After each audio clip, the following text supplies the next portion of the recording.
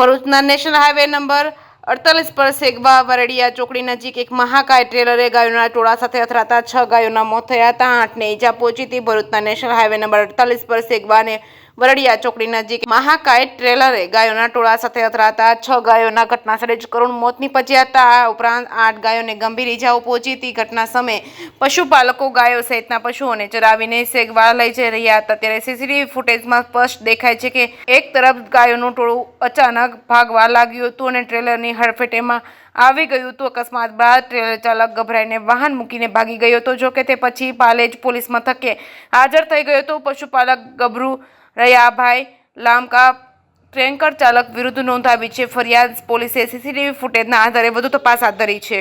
જે કેસની ગુજરાતી સાથે કેતન મહેતા, ભરૂચ।